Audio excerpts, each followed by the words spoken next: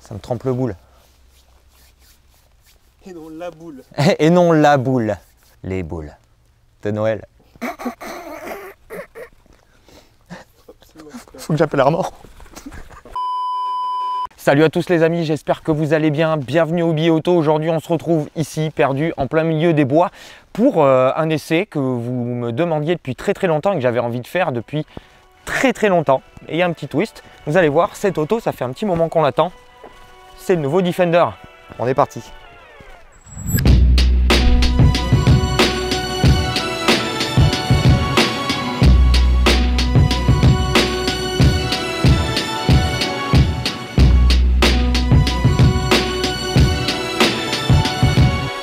Alors ce Defender, nouvelle version, faut pas l'oublier, c'est le plus gros changement du Defender depuis plus de 70 ans. Les premiers séries sont sortis il y a plus de 70 ans.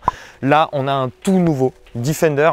Et là, pour une fois, il change énormément. Il change énormément, il y a tout qui change. C'est plus du tout la même auto. On s'en rend compte déjà, le look. Le look, c'est un carton. C'est un carton pour moi. Land Rover a fait très fort. C'est très juste. Bon, là, on aime ou on n'aime pas. Moi, je suis pas du tout fan de ces configs de Neuilly ou du 16e arrondissement avec les full plaque black, les gros jantes, tout ça. Ça fait pas très off-roader robuste pour moi. Moi, j'aime bien quand il y a des jantes en tôle ou à la limite avec des grosses roues off-road de Barra. L'arrière tôlé, voilà, le Defender rustique. Sans parler de ça, on a quand même un avant qui évolue avec les codes du Defender. Évidemment, c'est très carré, c'est très massif, c'est moins anguleux qu'avant. Bon, ça c'est pour les nouvelles normes, au cas où il y a un piéton ou un cycliste qui décide de se jeter sur votre capot en grillant un feu. C'est quand même pas mal fait, on a réussi à garder ces proportions en les élargissant et puis surtout ces codes vraiment carrés du Def. 5,02 m de long sur cette version 110. Imaginez les futures versions 130 qui arrivent. 2,01 m de large sans les rétros, 2,11 m avec les rétros et 1,97 m de haut pour les versions sans suspension pneumatique. La suspension pneumatique vous la fait varier entre 1,90 m et 2,01 m en position haute. Toujours l'inscription Defender, là vous ne le voyez pas, config de Neuilly. Et ces plaques juste ici qui sur le vrai Defender sont en alu. Ici, bon, ça risque pas de rouiller, c'est du plastoc. Beaucoup de plastique un petit peu partout et on va passer à l'arrière parce que c'est là où il me plaît le plus. Ce nouveau Def, c'est à l'arrière.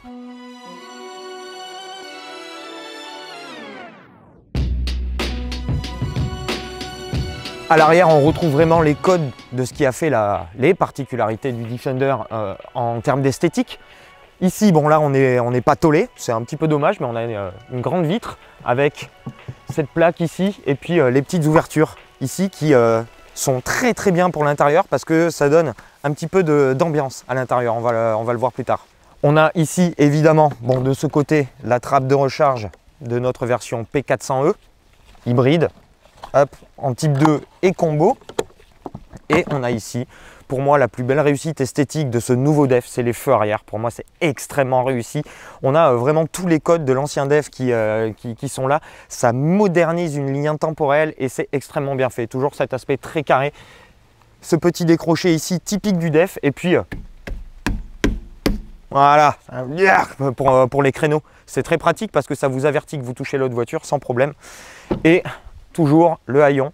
Toujours de ce côté, qui fait la place sur un très grand coffre, entre 800 et 1875 litres, c'est assez énorme. Il perd 25 litres ici sur le P400e parce que l'intégration de la batterie n'est pas totalement à plat.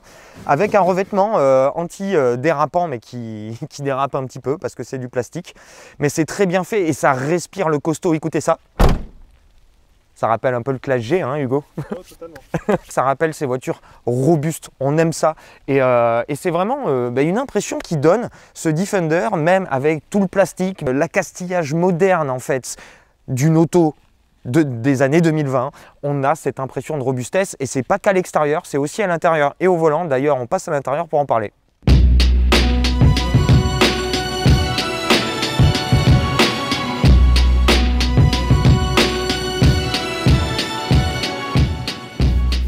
Alors à l'intérieur, c'est là où ça va changer le plus, bien évidemment. Là, on voit les 70 ans quand même.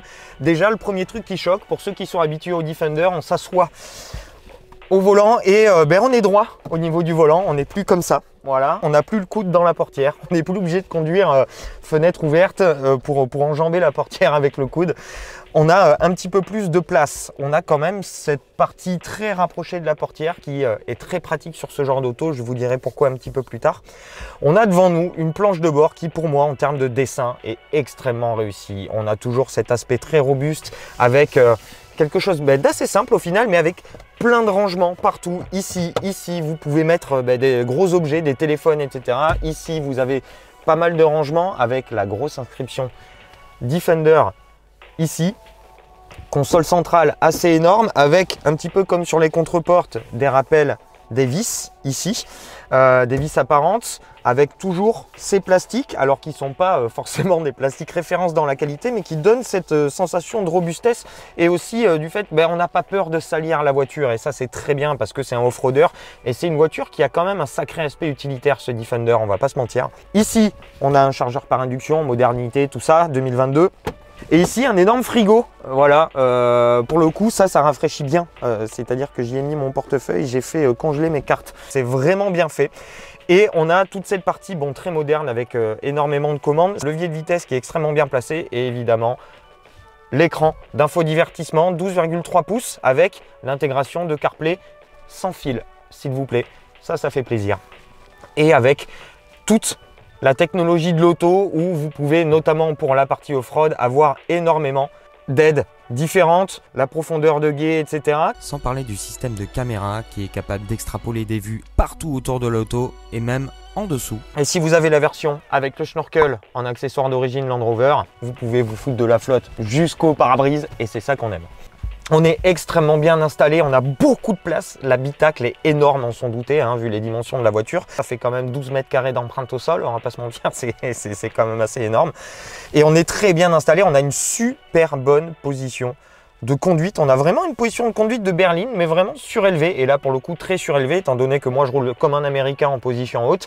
Et du coup, j'ai l'impression de conduire un bus, mais extrêmement confortablement. Ici, sur notre version bien optionnée, grand toit ouvrant, ça baigne cet habitacle complètement noir de lumière, c'est très agréable. Et le rétro, concession à la modernité, là, ici, mode rétro normal, je vois une roue avec un semblant de jour derrière moi. Et hop, là, la caméra qui fait office de rétroviseur, très pratique ça. Des porte-gobelets d'américains, ça c'est très pratique aussi pour vos boissons d'1 litre. À l'arrière, vous pourrez vous asseoir à 3 sans problème. Pas de tunnel de transmission, énormément d'espace aux genoux, à la tête aussi, aux épaules. Vous pouvez voyager à 5, ultra confort dans cette auto, tout en gardant un coffre immense.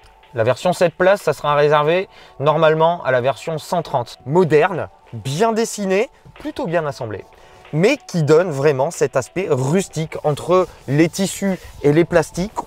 C'est un intérieur d'utilitaire, on n'a pas peur de l'abîmer, on a envie, on peut vivre dedans sans se dire oh je vais saloper mon cuir plein de fleurs. Non, c'est rien que sur le volant déjà, les boutons. Chez Land Rover, notamment sur les véhicules qui sont destinés aux fermiers, etc. Parce qu'à la base, c'est pas des véhicules pour monter sur les trottoirs avenue Hoche. C'est un véhicule pour faire du off-road et être conduit avec des gants.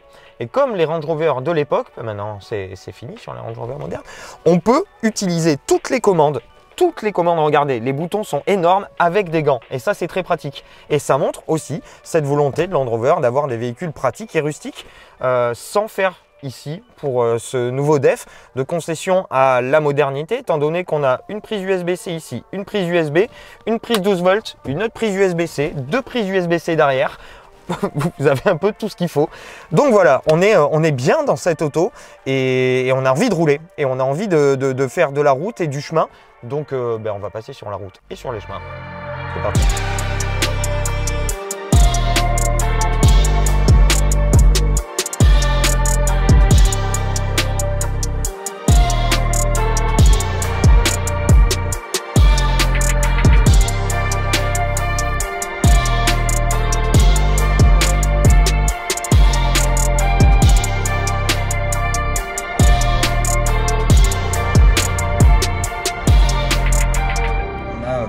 Une belle vision périphérique, on surplombe tout, on a vraiment cette position de conduite typique Land Rover où on survole la route complètement, même du regard. On a une très belle vision. Devant, on a les deux mini frigos qui nous servent de rétroviseur, qui nous offrent vraiment une belle vision périphérique autour de la voiture. Attention sur les versions 110 et sur les versions 90 tollées, etc. aux angles morts. Heureusement, on a le petit rappel d'angle mort dans les rétros, ça c'est très bien. Et notre version P400e à l'essai est pas mal pour la ville. Si vous faites beaucoup de villes, bon alors je vois pas pourquoi vous achèteriez un Defender, mais bon, le cœur a ses raisons que la raison ne saurait connaître. Hybride, 4 cylindres, 2 litres, 300 chevaux avec un moteur électrique. En plus, puissance cumulée 404 chevaux, 640 Nm de couple. Ces chiffres sont prometteurs, notamment avec un 5 secondes 6 de 0 à 100. C'est quand même un petit peu solide, c'est le temps d'une Porsche 993 classique, 285 chevaux. Déjà bien mieux que les 41 secondes d'un Sérien. Mais c'est pas fou en performance, la voiture est très lourde, on est à 2,6 tonnes et on a quelque chose qui cabre beaucoup à l'accélération et qui plonge au freinage. Je trouve ça un petit peu dommage, c'est assez mou, mais on n'a pas ce côté vraiment tracteur des précédents def. On est sur quelque chose de beaucoup plus moderne, on n'est pas sur du SUV, c'est sûr et certain, mais on est sur un 4x4 moderne. Ça me fait penser à un Land Cruiser et plus précisément, ça me fait même penser à mon Range Rover L322 avec le TD6, sauf que le TD6 avait plus d'agréments à l'utilisation. Tant qu'on a du jus dans les batteries, sur ce 400e, ça va. 19,2 kWh de batterie, vous êtes bon pour, en réel, 25 km. Si vous faites 30-33 km, vous êtes très bon. Pour moi, ça sert à rien. Voilà, globalement, le seul avantage de cette version P400e, vous économisez le malus, vous payez pas de TVS si vous faites passer la caisse sur la boîte. C'est l'unique raison pour laquelle s'acheter un DEF P400e. Et notamment si vous faites surtout de la ville. Si vous êtes un gros rouleur, préférez la version D300 parce que j'ai appris qu'il existait en D300 avec le 6 cylindres diesel de 300 chevaux et 650 Nm qui pour moi serait le moteur parfait pour ce DEF, notamment si comme moi vous faites beaucoup de trajets de plus de 25 km. J'ai déjà plus de batterie, je suis à 12 litres au 100. Voilà. En ville, c'est pas trop mal à circuler malgré le gabarit de l'engin parce que un petit peu comme tous les Land Rover, c'est un gros carré ou un gros rectangle si vous voulez. C'est très droit et vous avez très facilement le gabarit de la voiture en tête. On voit le bout du capot. Derrière, faire attention à la roue de secours, mais vous avez tous les systèmes de caméra qui sont très utiles, qui sont très bien faits avec une belle fluidité, qui vous aident justement quand c'est un petit peu étroit ou tortueux à guider l'auto et justement à pas esquinter la bête à 110 000 €. On a ce côté un petit peu bateau, justement, c'est pour ça aussi que ça me rappelle le L322 ou un Classe G moderne. Vous tournez le volant, vous attendez un petit peu, il va se passer quelque chose, la voiture va tourner, mais vous en faites pas, ça va le faire, c'est très serein. C'est juste un coup à prendre d'anticipation. Heureusement, vous voyez très loin, vous pouvez tout anticiper, comme je vous disais, ça c'est extrêmement agréable. Et là, vous voyez, en ville, il faut juste faire gaffe au gabarit, mais une fois que le gabarit est assimilé, il n'y a absolument aucun souci. La voiture braque extrêmement bien compte tenu du gabarit. C'est vrai que quand on voit un bestiau de cette taille-là, on se dit je vais même pas tourner dans n'importe quelle petite ruelle. Et pourtant si, ça le fait. Et en ville, quand vous utilisez l'électrique, c'est très agréable. Vous avez de l'agrément. Avec l'électrique, il n'y a pas de souci. Une fois que vous arrivez sur la voie rapide, on va avoir du bruit de roulement. Aussi induit par les panneaux 4x3 que vous avez à la place des rétros. Quand on compare au précédent DEF, qui s'apparente plus à un tracteur qu'autre chose, on est vraiment dans une voiture qui peut vous permettre d'enquiller des kilomètres par paquet de 100 sans aucun souci. Là, pour le coup, vitesse stabilisée, ça va être pas trop mal. Le souci, c'est que dès que vous avez plus de batterie, vous avez un 4 cylindres essence de 2 litres pour tirer 2,6 tonnes. Donc la conso s'en ressent, d'autant plus qu'à partir de 90-100 km/h, on sent vraiment que niveau CX, la voiture a plus tendance à pousser l'air qu'autre chose. C'est une belle brique. Normalement, quand vous arrivez à la campagne, vous avez déjà plus de batterie depuis un petit moment. Et là, vous vous retrouvez, comme je vous disais, avec un petit 4 cylindres essence. Il a beau faire 300 chevaux, c'est rugueux, l'ingénium est pas super bon. Il n'y a pas vraiment d'agrément et vous sentez que le moteur est à la peine. Vous entendez le turbo siffler comme si c'était un turbo de Supra de 2000 chevaux.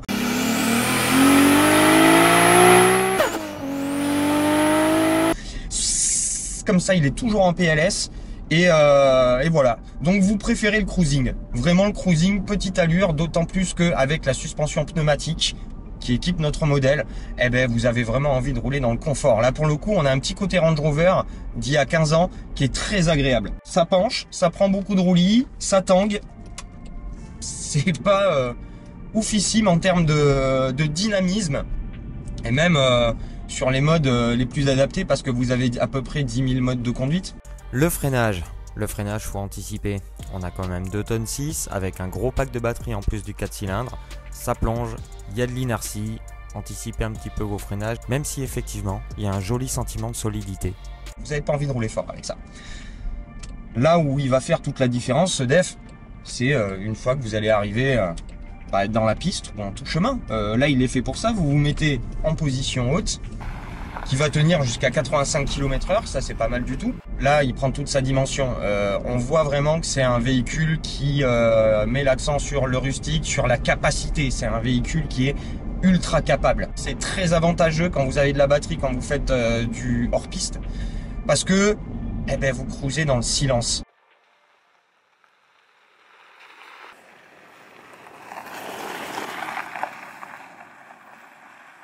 Pas d'émissions de CO2 pour la nature, vous savez, écologie, tout ça. Et c'est bizarrement extrêmement agréable de rouler dans la piste sans aucun bruit. Quand on est en off-road, ce qui compte le plus, c'est pas la puissance, c'est le couple. Pour le coup, l'électrification a du sens. Même si au final, bon, on voit que ce DEF est un franchisseur hors pair et absolument royal dans les pistes. C'est vraiment un véhicule qui est fait pour le tout-terrain. C'est un Land Rover, on va pas se mentir, il est fait pour ça. C'est dans le cahier des charges, il a été conçu comme ça. Et c'est très bien fait. C'est très bien fait et je l'adore ce DEF. Je l'adore parce que on a envie de faire des bornes. On a envie de rouler avec tous les jours. On a envie de vivre avec. Voilà, c'est une voiture qui vous donne envie de vivre avec. Je suis tombé un petit peu amoureux. Ce serait moi. Je prendrais une belle configuration avec des jantes en tôle, en 300 chevaux diesel avec le 6 cylindres, en version 110 ou en version 90, parce que le 130, c'est vraiment réservé aux Américains. Et c'est un énorme coup de cœur ce Defender, parce qu'en plus d'être beau à l'extérieur, d'être extrêmement agréable à l'intérieur, il a déjà le statut d'icône. Voilà, pour moi, il fait tourner des têtes et pas que celle des écolos, si vous voyez ce que je veux dire.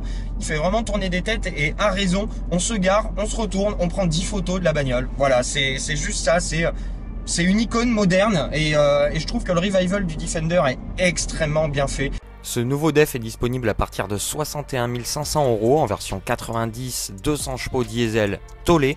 Notre version P400e 110, bien optionnée, s'est changée à plus de 105 000 €. Et si vous avez des actions chez Total, vous avez la version V8 que vous pouvez trouver entre 130 et 150 000 €. Ça fait quand même un petit peu cher le bout. Donc voilà mon avis sur ce nouveau DEF. Les amis, ça fait très longtemps que je voulais l'essayer. J'espère que vous avez aimé cette vidéo les amis. Si c'est le cas, petit pouce, ça nous aide énormément parce qu'on est tombé dans les méandres de l'algorithme de YouTube. Filez-nous un petit coup de main s'il vous plaît là, s'il vous plaît. Abonnez-vous si c'est pas déjà fait, éclatez-moi ce bouton d'abonnement s'il vous plaît on se retrouve très vite pour de nouvelles aventures et puis d'ici là je souhaite une très bonne continuation et une bonne fin de ce que vous êtes en train de faire. Ciao. J'ai l'impression d'être en Angleterre. Tu vas me dire on est raccord? Si on allait manger du fish and chips et boire de la bière éventée. Petit pot de beurre, peux-tu des petits pots de beurriser? Je me des petits pots de beurriserai quand tous les petits pots de beurre se des petits pots de beurriseront. Allez. Une vendeuse de foie.